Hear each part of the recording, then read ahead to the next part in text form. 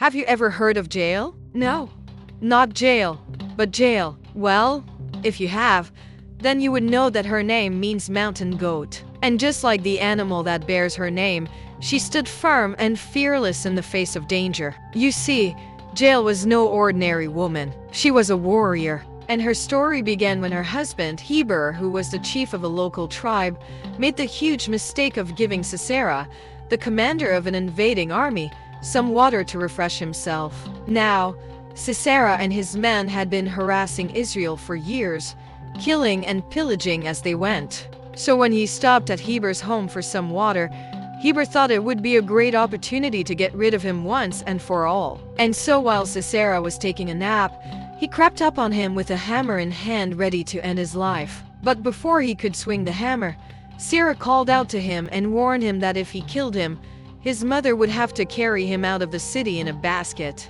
Then Sisera gave him an alternative, to take him to his wife, Jael, who would surely agree to kill him because she hated the Syrians and everything they stood for. Now, when Heber told Jael what Sisera had said, she replied, "Look, I can't do that. That would be murder." Then Heber told her that this was an opportunity for her to stand against the oppressors of Israel and to help deliver her people from their tyranny. Still, Jael refused, saying, "Look, my husband, don't say that to me. I can't do such a thing. Don't be silly." But Heber persisted, saying, "Please, I beg you, my lady, please do this for my people so that God will completely blot out the memory of the Canaanites." Then Jael finally relented and agreed to receive Sisera into her tent. But once inside, she offered him milk and butter and cheese and figs and grapes and honey and cakes. And while he was eating, she went outside and came back in with a tent peg and a hammer. Then she came up behind him while he was asleep and drove the peg through his temple and into the ground. And there he stayed, pinned to the ground until sunrise. Then Jael got up, went outside and cleaned herself. And when Shish's soldiers came looking for him, she told them that he had gotten up and left. But when they searched the tent, they found the peg still sticking out of his head, and they knew that he was dead. And so Jael's act of defiance against the oppressors of Israel didn't just help to free her people from tyranny. It also showed us that sometimes standing up for what you believe in doesn't require superpowers or special abilities. It only requires a brave heart and a willingness to do what's right, no matter how difficult it may seem.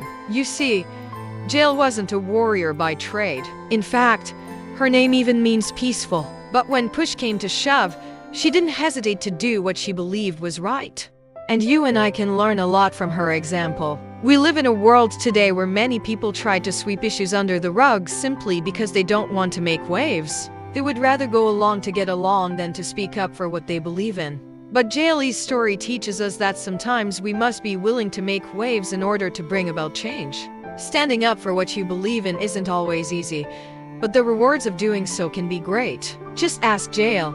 She went from being an ordinary woman who wanted nothing more than to live her life in peace to becoming a hero of the faith whose story has inspired believers for centuries. So the next time you see an injustice and feel compelled to speak out against it, don't let fear or hesitation hold you back. Instead, be like Jael. Be courageous. Be bold and stand up for what you believe in. Trust me, your voice matters and the world is desperately in need of people who are willing to use it.